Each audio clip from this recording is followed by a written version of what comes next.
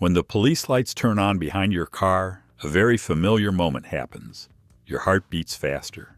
Your hands shake a little. And inside your head, a flood of ideas starts pouring in. Some are reasonable, some are stupid, and some should never be said out loud, ever. Most people choose the safe option. Stay quiet, hand over their documents. Hope it's over as fast as possible. But some people don't do that.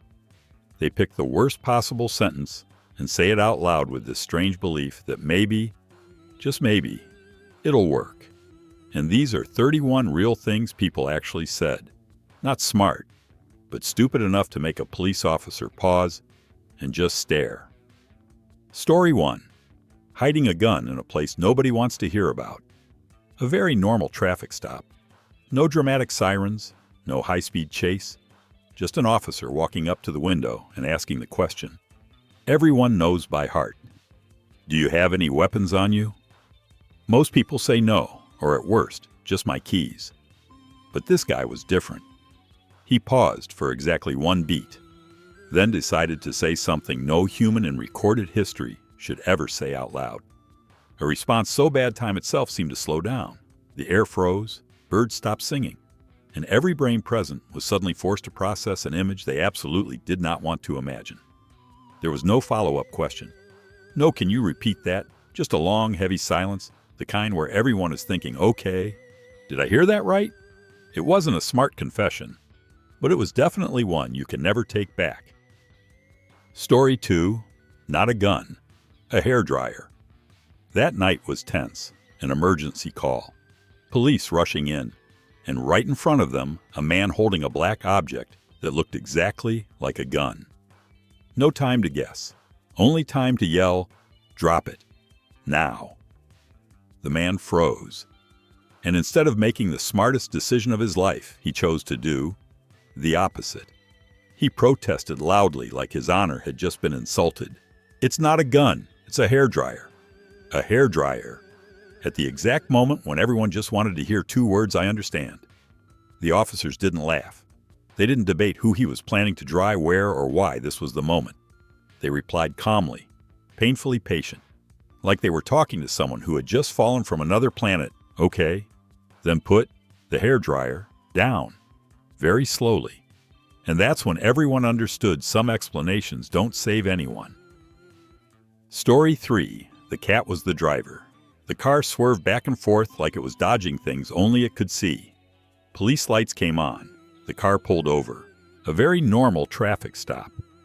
When the window rolled down, the officer hadn't even asked the usual question yet when the man in the passenger seat immediately pointed straight at the driver's seat.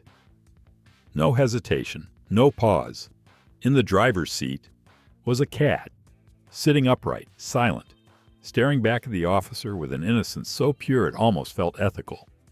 The man sighed like he himself was tired of this situation and said, "I'm not driving." "He is." No one argued.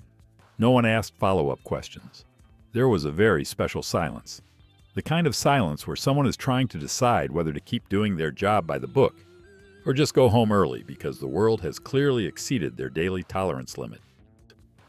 Story 4. I'm not resisting. I'm allergic to handcuffs.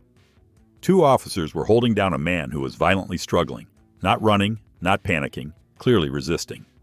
Right as he was being forced to the ground, he suddenly shouted like he just remembered a very important medical detail. "I'm not resisting, I'm allergic to handcuffs." He said it with confidence, like this was a well-documented condition. Like the officers were supposed to pause, Google it, and ask which brand of cuffs was more skin-friendly. He kept fighting, kept explaining, fully convinced that if he said the word allergic enough times, the law would eventually give up.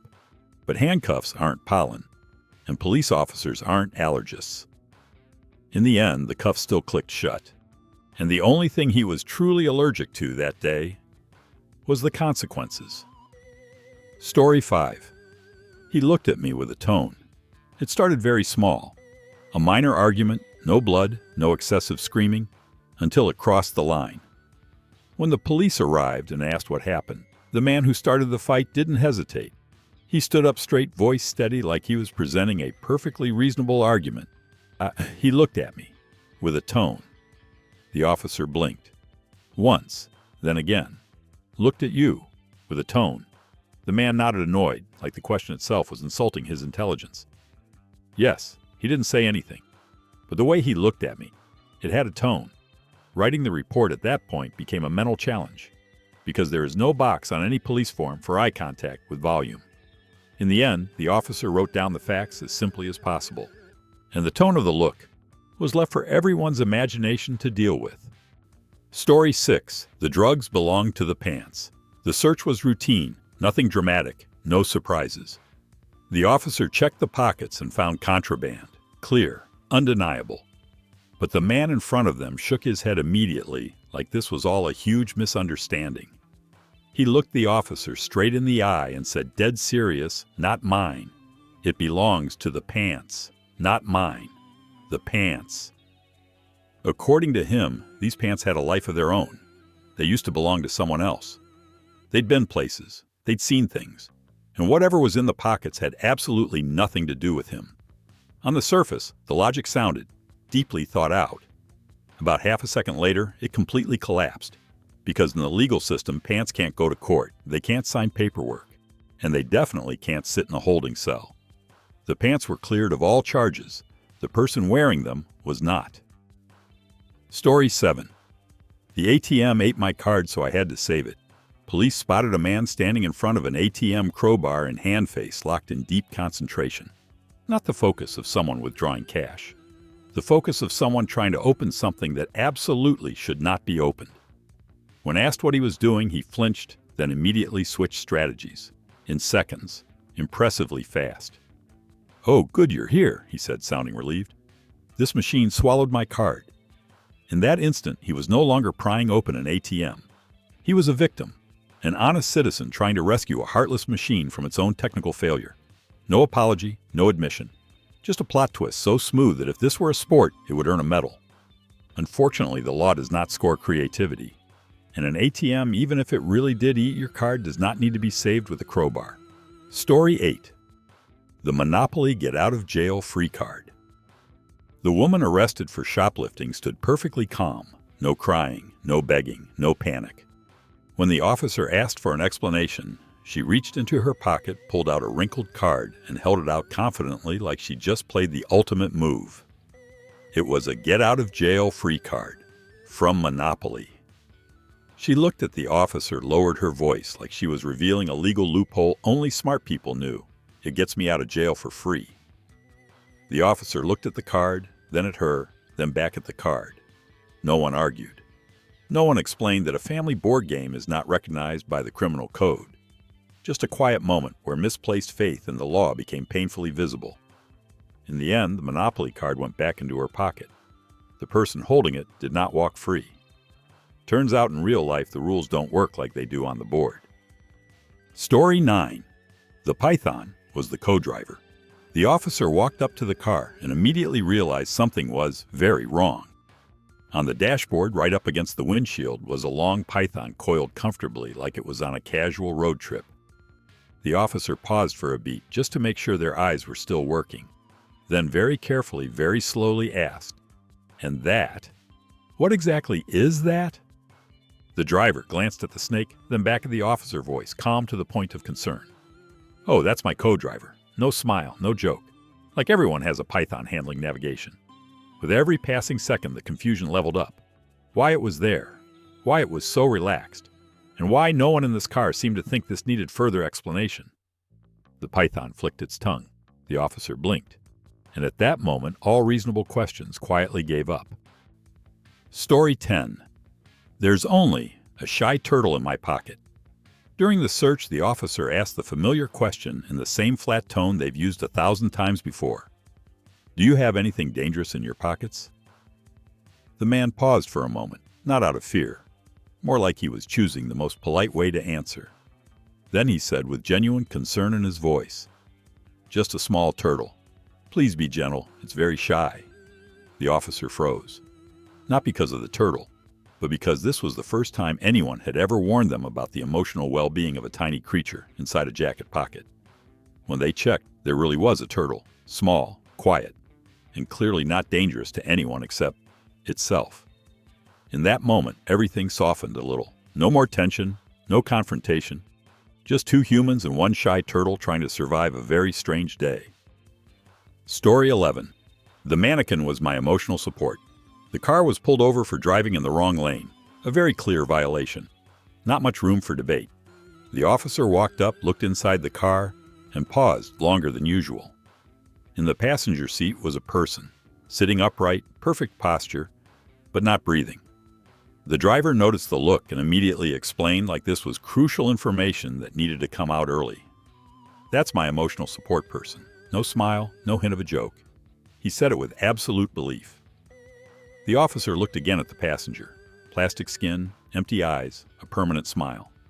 At that moment, the limits of patience were seriously tested. Because traffic law can be flexible, but science is not. And no matter how supportive it is, a mannequin does not count as a person. Story 12. 3 chickens were the designated drivers. The car was pulled over because it was moving to a rhythm that was hard to explain. Not fast, not slow. More like it was reconsidering its life choices.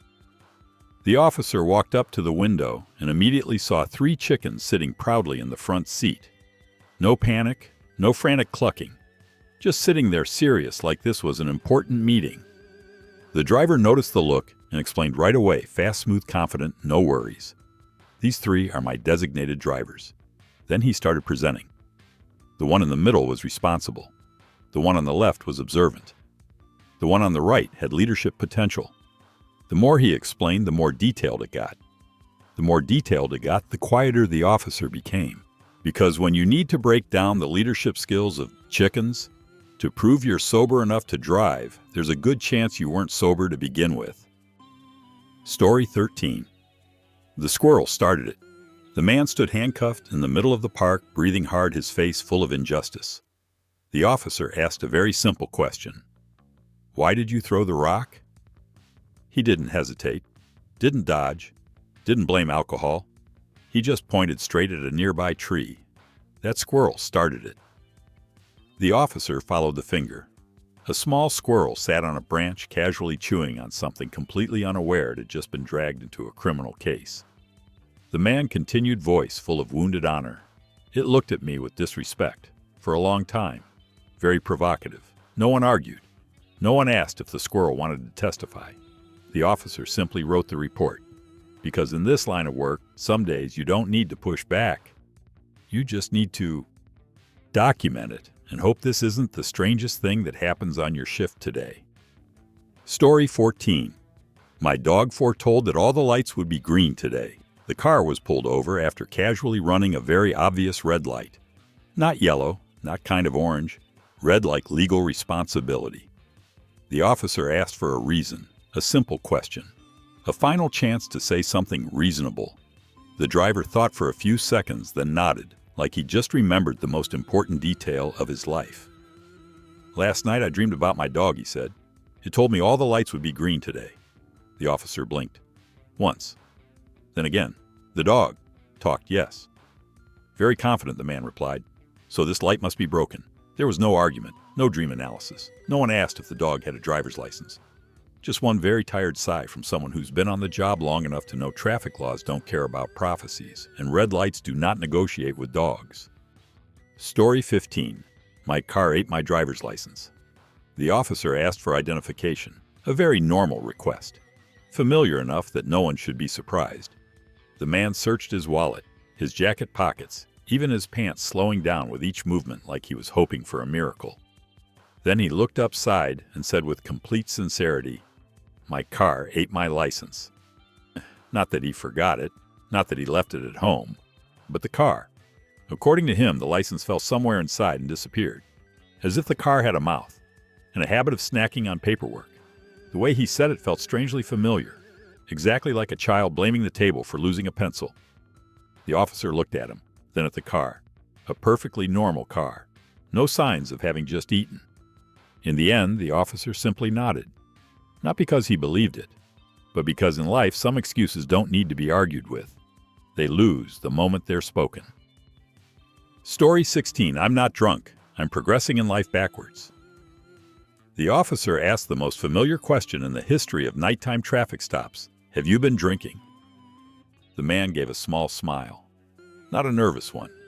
The kind of smile from someone who believes they're about to say something very profound. "I'm not drunk," he said, voice confident. "I'm just progressing in life in the opposite direction." There was a pause, the kind where the officer's brain tries to decide whether that was an excuse or a philosophy quote. The man nodded to himself, continued explaining like he'd just invented a new concept of existence. Not a DUI, but inner travel. Then the officer pulled out the breathalyzer. No debate, no philosophical counterpoints, just blow. The number appeared. Very clear, very objective, and completely uninterested in which direction his life was going. Turns out philosophy can bend reason, but a breathalyzer cannot. Story 17. The white line on the road is defective. It was time for the walk-in line test. A very clear white line, straight, flat, sitting there like it had done its job correctly its entire life. The man stepped out of the car with the confidence of someone who believed everything was still under control. First step drifted left. Second step slid right. By the third step, it developed a personality of its own. Before the officer could say anything, the man stopped, looked down at the painted line with visible irritation. "This line is defective," he said in the tone of a concerned citizen. Defective. Not because he lost his balance, not because he'd been drinking, but because of infrastructure. He pointed at the road, continuing like he was filing a maintenance report. "It's not straight. How am I supposed to walk properly?" The officer looked at the line, looked at him, then looked at the line again. The line was still straight. The argument was not. Story 18. My car is sick. That's why it goes fast. The car was pulled over for speeding so badly the radar had to double-check. The officer asked for a reason, a simple question, a final chance to say something reasonable. The driver sighed, wearing the tired look of someone who'd clearly dealt with this before. "My car is sick," he said. "Sick with what? It just goes fast." He explained seriously, like he was reading from a medical chart. Other cars leak oil. His car leaked speed. Not the gas pedal, not poor judgment. A chronic condition of the vehicle itself. The officer listened, didn't laugh, didn't argue, just nodded like someone who's heard every wrong diagnosis imaginable. Then he did the one thing modern medicine couldn't do here. He wrote a prescription, not medicine, a ticket. Turns out there's only one effective treatment for a car that's sick with speed. Story 19. Speeding to air dry the car after a wash, the car was pulled over for going faster than necessary for pretty much everything in life. The officer asked for a reasoned, neutral tone, clearly ready to hear anything. The woman smiled naturally, the smile of someone who truly believed they were about to share a good idea. "I just washed my car," she said, "and I'm drying it. Drying. The car. Not with a towel, not with a dryer, but with speed." She went on enthusiastically explaining that driving fast lets the wind do the work, saves time, saves water, maybe even helps the environment. The officer stood there listening to a short lecture on applied physics they definitely did not sign up for, unsure whether to be mad about the speeding or impressed by the creativity. In the end, they chose the safest option. They wrote the ticket. Because no matter how green the idea sounds, traffic law does not recognize wind as a valid excuse. Story 20. I'm speaking in cursive. It was time for the sobriety test. A test so familiar officers could do it with their eyes closed. The woman stepped out of the car. First step, slightly tilted. Second step, a little more curved. The third step looked like the letter S searching for the meaning of life. Before the officer could even take notes, she explained with the confidence of someone who truly believed she'd cracked the code. "I'm not drunk. I'm just speaking in cursive." Cursive, handwriting. She kept walking, each step a pen stroke, thin lines, bold lines, even a few shaky parts, from emotion. The officer looked away, not because they were convinced, but because one more second might break the professional composure they'd been holding together all shift. The test ended. Art may be abstract, but the breathalyzer does not read calligraphy. Story 21. I'm not speeding, I'm falling with style. The car was pulled over for going so fast the speed limit sign felt personally offended. The officer walked up, asked for a reason in the well-worn tone of someone who's heard every excuse imaginable. The young driver smiled, calm, confident. "I'm not speeding," he said. "I'm just falling with style." A direct quote from a cartoon. Pure nostalgia, pure childhood. There was a pause. A moment where two generations stood face to face. One raised on Pixar, one raised on traffic law. The officer didn't react, didn't debate Buzz Lightyear, didn't ask whether this counted as flying or falling. He simply looked down, wrote the ticket, and handed it over with the calm of someone who understands how life works. Because in real life, you can fall in any style you like. But when you speed, traffic law always lands first. Story 22. I thought this house was listed as free. Online police found a man inside a house that very clearly did not belong to him, still holding items like he'd just finished shopping. No sneaking, no panic. If anything, he looked mildly annoyed at being interrupted. When asked what he was doing inside someone else's home, he answered casually like he was explaining a misplaced online order. I saw online that this house was free. Free. According to his logic, if something is listed as free, it's first come, first served. He was just a very motivated shopper. Even showed up early to secure the deal. The officers stood there trying to decide whether this was a genuine misunderstanding or a brand new creative level of breaking and entering. Because in real life, the word free on the internet does not include a house with people still living in it. In the end, he was escorted outside, not to pick up his order, but to learn that even online shopping requires reading the description carefully. Story 23. The speed limit is just a suggestion. The car was pulled over for going so fast the speed limit sign looked personally offended. The officer pointed directly at the sign, clear, large, and very much not symbolic. The driver looked at the sign, then at the officer, then nodded like he just had a moment of enlightenment. "Oh," he said, "I thought that was just a suggestion." A suggestion. According to his logic, the number on the sign was like advice on a cereal box. Nice to read, great if you follow it. Ignore it, and nothing really happens. The officer stood there trying to maintain the calm of someone who just realized they had to reteach the most basic social lesson. Not philosophy, not personal interpretation, but law. The ticket was written quickly. Because in real life, speed is not inspiration, and suggestions never come with a fine attached. Story 24. The universe told me to take it, so it's a gift. The woman arrested for shoplifting cosmetics stood in front of the officers looking strangely peaceful. No panic, no denial. If anything, she looked like she just had a spiritual breakthrough. When asked why she took items without paying, she took a deep breath and said sincerely, "The universe told me to take it, so this is a gift for my soul." The universe. She explained that everything has energy, and that moisturizer called out to her. She wasn't stealing. She was listening to a cosmic message. The officers listened politely, didn't argue about energy, didn't ask what frequency the universe uses. They simply explained one very earthly thing: the universe may give gifts, but the court does not accept spiritual reasoning. In the end, the cosmetics went back on the shelf. She walked away with a different kind of gift. Not from the universe, but from the legal system. Story 25. Liberating cheese from capitalist prison. Police caught a man stuffing expensive cheese into his jacket at a grocery store. Not sneaky, not rushed, but full of purpose, like he was doing something morally righteous. When questioned, he lifted his head and began to give a speech.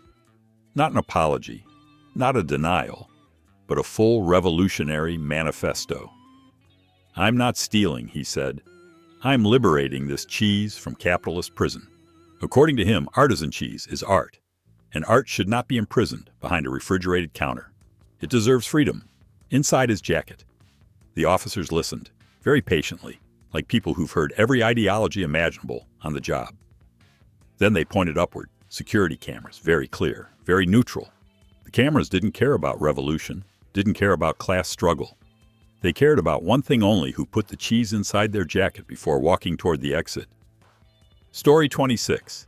I'm not running. I'm just walking very aggressively. The officers shouted for him to stop. The man in front of them chose not to stop. He turned and took off at a speed that made the word walking feel personally offended. While being chased, he kept yelling over his shoulder as if explaining loudly enough might rewrite reality. "I'm not running, I'm just walking very aggressively, Very. Aggressively. He truly believed that if he renamed the action as something more reasonable, it would somehow become less illegal. Not fleeing, just leaving the area with high intensity. The officers didn't debate semantics, didn't pause to analyze vocabulary, they just kept running. In the end, the aggressive walk ended with a very ungraceful slip. The handcuffs still clicked shut. Turns out the law doesn't care what you call the action. If it looks like running and sounds like running and leaves you gasping like running, it's still running. Story 27, I forgot I was driving. The car was stopped because it had been sitting in the middle of the road longer than society allows. No hazard lights, no engine trouble, just sitting there. The officer knocked on the window. The driver, startled, looked around like he'd just woken up from a very deep nap. He blinked a few times, then blurted out, "Wait, I'm driving brain, temporarily offline." He explained with complete sincerity. Not drunk, not intentional. His mind had just drifted off. Life was exhausting, work was piling up, and in one very human moment, he forgot he was sitting behind the wheel of something weighing over a ton. The officer stood there, not angry, not amused, just sighed. Because everyone forgets keys, forgets their phone, forgets what day it is. But forgetting that you're driving, that's a very different level. Story 28. I'm not driving, I'm traveling freely. The officer pulled the car over and was handed not a driver's license, but a plastic card that looked very academic. The man passed it over slowly, wearing the confident look of someone who believed he was about to say the magic words.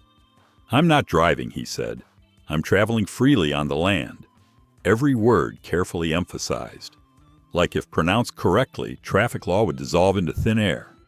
He continued his lecture. The Constitution, personal freedom, the sacred difference between driving and traveling. Very confident, very committed. The officer listened all the way through. Didn't interrupt, didn't argue. Just nodded, opened the notebook, and started writing. Very interesting, he said. Then this person traveling freely gets a ticket. Turns out words don't have magic powers, and grammar does not paralyze the police. Story 29. My name is not guilty inside the police station. Everything followed procedure. Sit down, paperwork. The most basic questions. The officer looked up and asked, "What's your name?" The man puffed out his chest, met the gaze, and answered without hesitation. My name is not guilty. Not a nickname. Not a joke. He said it like it was printed on his birth certificate. The officer paused his pen for just a beat, then continued writing completely calm. All right, Mr. Not Guilty.